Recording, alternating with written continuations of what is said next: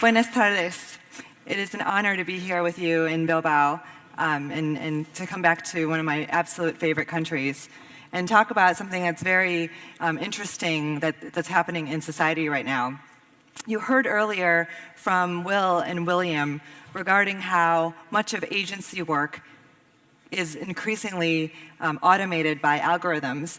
Now I'm going to extend those ideas further and talk about the role of salespeople in society and whether big data and predictive analytics will render salespeople obsolete.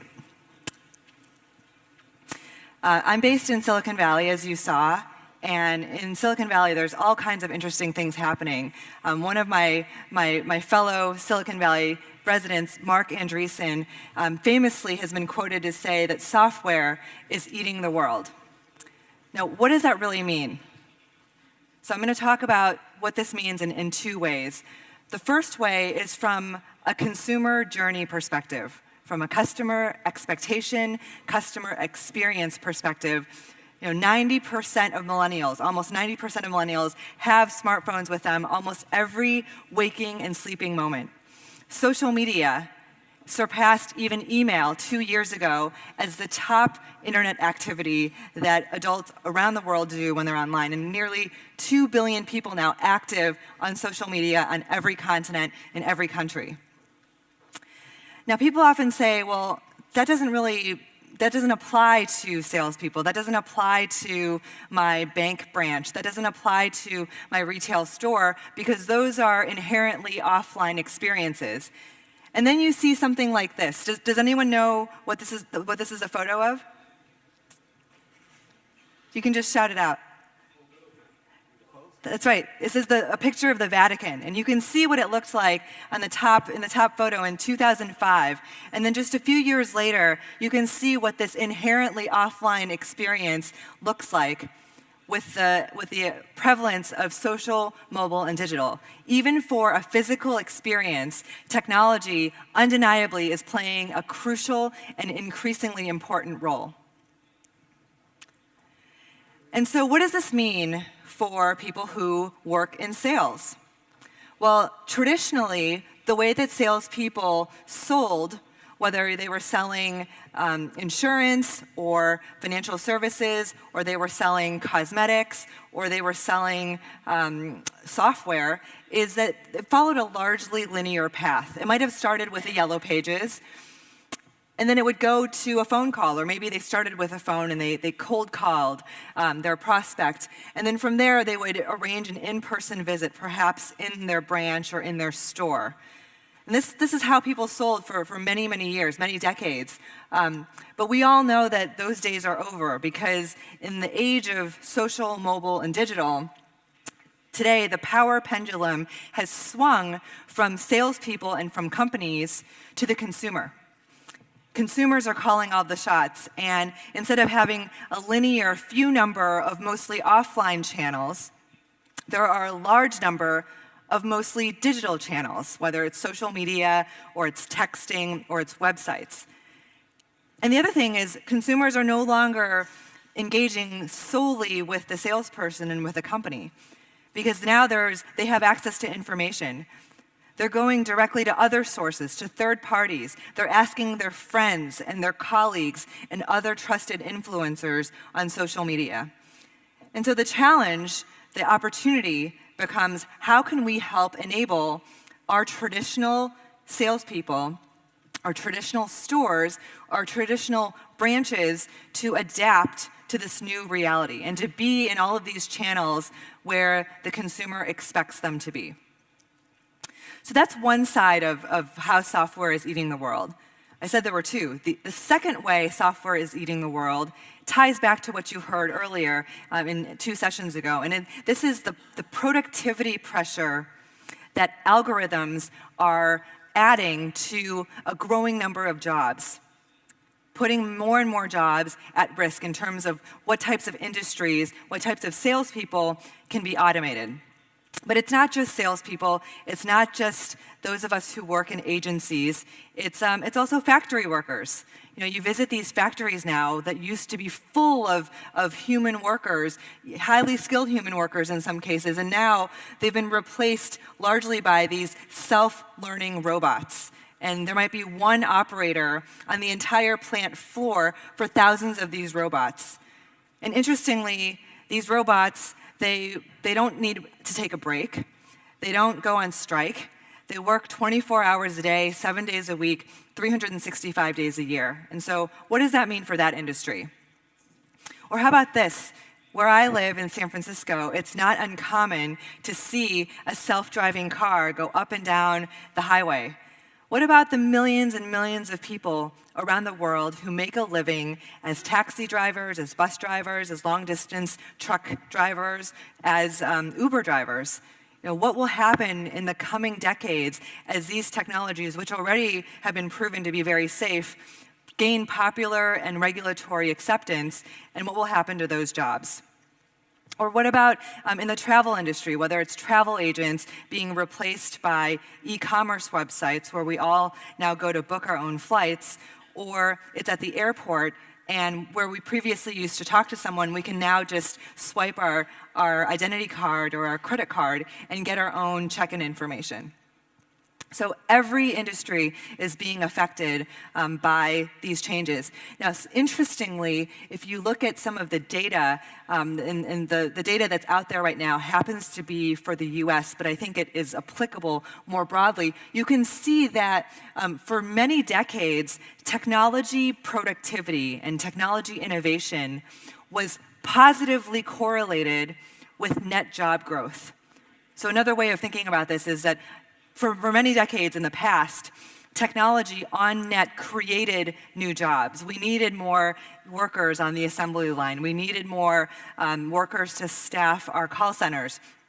But you can see that starting in the mid to late 90s, a great decoupling occurred. And this was famously written about last year by two MIT professors, Andy McAfee and Eric Bernolfson, in their book, The Second Machine Age. They really pointed out this data that's from the US Bureau of Labor Statistics, where for the first time, continued technology productivity, continued technology innovation became decoupled with job creation, and that it began to suggest that technologies, largely due to the internet and e-commerce websites, and due to today big data, predictive analytics, and automation, that they were actually on net replacing jobs and decreasing the number of jobs that are available. And so tying it back to whether it's agency work or salespeople, how we distribute our products and services, no wonder so many individuals, so many salespeople are struggling. In a sense, they have become obsolete. Now, what does it mean to be an obsolete salesperson or an obsolete worker? Well, it's someone who, A, either spends their time doing things that computers can do better, faster, or more delightfully for the customer, and or B, it's someone who has not adapted to engaging on social, mobile, and digital, even though it's so clear that that's what today's consumer wants, expects, and demands. And yet, there's hope. So this is where it gets interesting, and you have to ask yourself what industry you're in terms of figuring out how this will affect you and your people. There's certain industries that sell commoditized products and services that are easily understood and which consumers might buy primarily based on price. A great example of this is travel. Seat number 2B on Iberia Airlines Flight 100 is the exact same to us, whether we buy it, whether we buy it on an e-commerce website or whether we pay a premium to buy it from a travel agent. Excuse me. So in those cases, salespeople are at risk because it's both more convenient and it's more cost-effective for the consumer to go and disintermediate the salesperson. However, in certain industries, and again, you have to ask what industry you're in, where really personal trust and relationship matters. If it's a big, complex decision, for example, financial services, thinking about how to plan for your retirement, or when you've had your first child, how to prepare the family finances for that. That's a great example. Or buying a large piece of enterprise software that's very complex. It's not commoditized. It's not an apples to oranges decision. And oftentimes, you're not optimizing for the lowest cost solution. You're optimizing for the best solution because it's so important that you absolutely have to get it right. And in those cases, I love this quote from the New York Times, because the argument is that in this day and age of big data, and in this day and age where we can buy almost anything from an e-commerce website or from our phone, that there's actually a premium on those individuals and on the salespeople who are able to to use technology to free up their time to invest in personal trust and relationship building. And so I believe that for those industries, and really generally across the profession of sales, that we have entered the age of the trusted expert advisor. And that if you're a transactional salesperson, if you're just taking orders, then you will you're almost guaranteed to be replaced with automation. But if instead you can use technology for the transactions so that you can free up your time and you can add value beyond the transaction by being a trusted expert and by investing in building a relationship with your client, that those individuals, in fact, will thrive in this new age. And in fact, if you look at the data about both growth in the number of jobs as well as growth or decline in the median real wage, so inflation-adjusted salary for different types of workers, you see these theories playing out in the numbers. You can see in the top section, the probability that robots will take your job in the next 20 years. This is based off of data from The Economist. You can see telemarketers, accountants, retail salespeople, real estate agents, people whose jobs they tend to be more repetitive and transactional, and therefore easily coded into a computer algorithm. Those jobs are at their greatest risk. And you can see some of them are almost certain to be replaced in the next 20 years. And if you or your friends, your colleagues are in those jobs, you might want to tell them to start thinking about evolving their skills and to get comfortable being uncomfortable, as you heard earlier. On the other hand, if you look at the bottom set of these occupations, they're actually people who are at extremely low risk of being replaced. And in fact, these are the types of professions that are both growing in number and growing in terms of inflation-adjusted wage. And these are people who are clergy, athletic trainers, dentists, recreational therapists, financial advisors, people who are coaches and who touch your lives either figuratively or physically, massage therapists. Those are the individuals who are at a premium because you can't yet replace that with your smartphone or with a website or with a machine. Maybe someday they'll be able to create a very human-like robot that can do those things, but for now, those occupations are safe. And so think about that in terms of both as an employer as well as you think about how to distribute your product, whether you would use an e-commerce channel versus continue to invest in salespeople. And so, as we move toward Q&A, I just think that this is such an exciting time for us as a society on so many levels. And yes, these changes are tremendous and they're overwhelming in some cases, but we will get through this like we've always done in the past. And so while it's true that in the next 24 months, the world will add more computing power than it did in the prior sum total of history, thanks to Moore's law. While that's true, and that algorithms will continue to get more powerful, machine learning, artificial intelligence will continue to become more of a threat to a greater number of industries and jobs. That's true, but it's also true, the second quote, which is one of my favorites, it's from 19th century writer Elbert Hubbard, and at the time he was writing about the Industrial Revolution, but I think his wisdom very much still applies today. He said that one machine can do the work of 50 ordinary men, but no machine can do the work of one extraordinary man or woman, that the woman is my addition. And it's true. And so I think as we think about how to prepare our coworkers, our colleagues, our employees, our children for the future and to be able to thrive in this future society, we have to think about how to make them extraordinary. So thank you so much for your time, and let's be extraordinary together.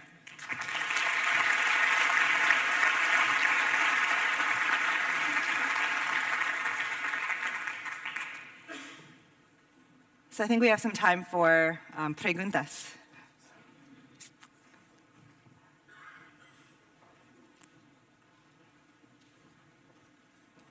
Yes. Is there a mic or?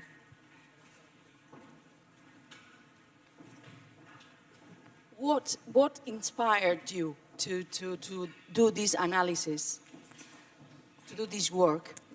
What inspired you? It's a great question. So my company, HearSay, is focused on developing predictive analytics tools for salespeople. But when we were starting the company, we realized we could start any company.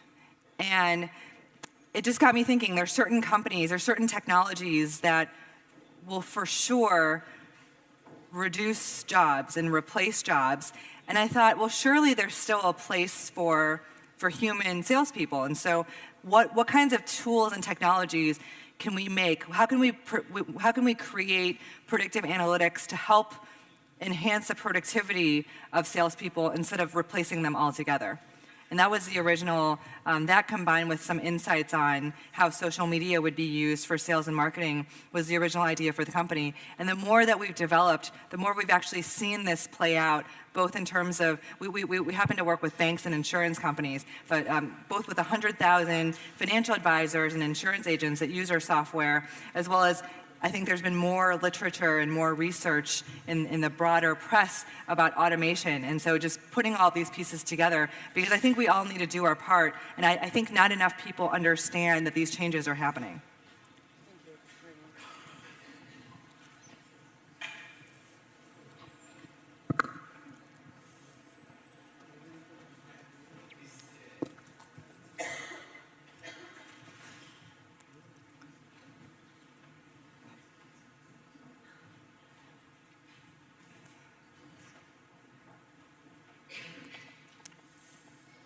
It's pretty difficult for me to try to understand that the retail salespeople is going to disappear, because I think in this digital world, in the future, what we need is the human touch, you know? And we're going back to the neighborhood store, and we're going back to the relations. I think is going to be really a real asset in the future, you know? So it's pretty difficult to me to understand that salespeople is going to disappear.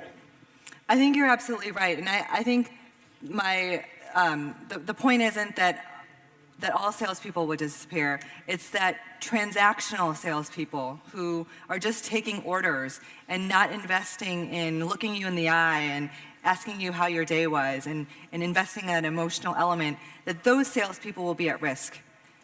But the salespeople who will thrive are exactly what you said. Those who can use technology to be efficient and to free up their time so that they can be human. Thank you. Yeah.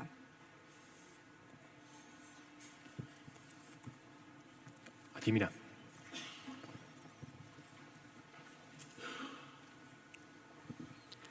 Hi, Clara. So, given this trend, how do you see sales and marketing departments blending and evolving together? The marketing department? And sales and marketing Sales and department. marketing. It's a great question. In a lot of companies, especially large companies, sales and marketing have been so, there's a wide distance between the activities of both companies. You have two departments. You have marketing teams who might be sponsoring a big football match and buying TV ads or Google AdWords, and the salespeople are off doing their own thing at a very kind of ground floor level. I think what these technologies will force and what consumer expectations will force is a coming together of sales and marketing. Because from the consumer's perspective, they don't care what what title, what role the person is. They want everything to fit together. They expect the brand to be cohesive and consistent across every touch point, whether they're dealing with a salesperson or they're seeing the TV advertisement or they're going into the store or they're calling into customer service. They want everything to be seamless, and they expect the brand promise to be upheld in each of these touch points. So I think generally that's going to be the case. Si hay una última pregunta por aquí. And last question over here.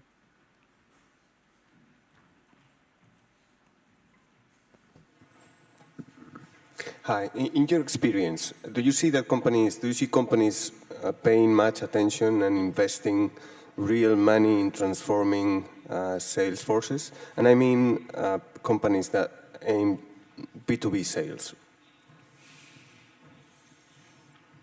I think that they are trying to, and it's hard to generalize because there's different industries, there's different countries. There is a lot of investment going into CRM systems, but that's not enough. It's really much more of a culture change and much more about bringing in a mindset of salesperson who understands that they need to use technology as part of their daily sales process.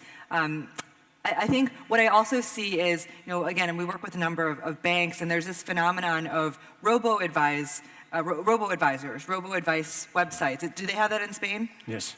Yeah, so this is a big thing in America now, and everyone's wondering, oh, well, do we need financial advisors if there's a robo-advice website that'll charge me a lot less money? And so I think what I see those banks doing sometimes is they think, oh, I just need to build a robo-advice website, and then that'll make me omni-channel. That'll help me check the box of being digital. And maybe that's true, but that's not enough. They still have to find a way to modernize and to digitize their existing sales channel. And so I think it's early. People are starting to recognize that it's not either or. It's not either you have an e-commerce channel that's high tech, or you have a sales organization that's low tech, but you actually need to have a sales organization that's high tech. And that's true across B2B and B2C. Okay, Clara, thank you. Thanks for coming again. Thank you very much. Muchas gracias.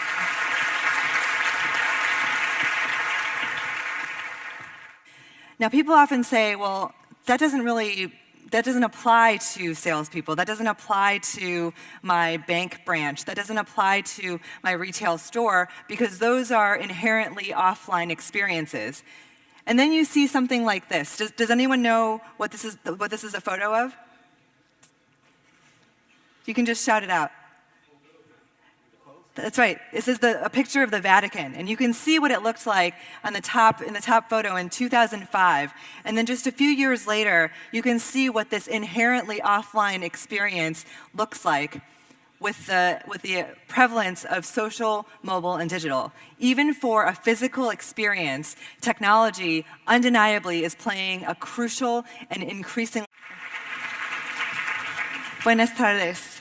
It is an honor to be here with you in Bilbao and to come back to one of my absolute favorite countries and talk about something that's very interesting that's happening in society right now.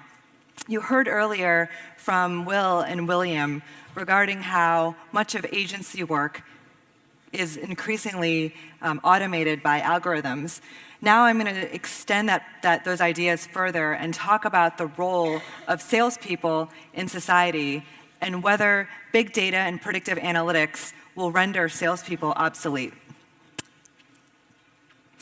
I'm based in Silicon Valley, as you saw, and in Silicon Valley there's all kinds of interesting things happening.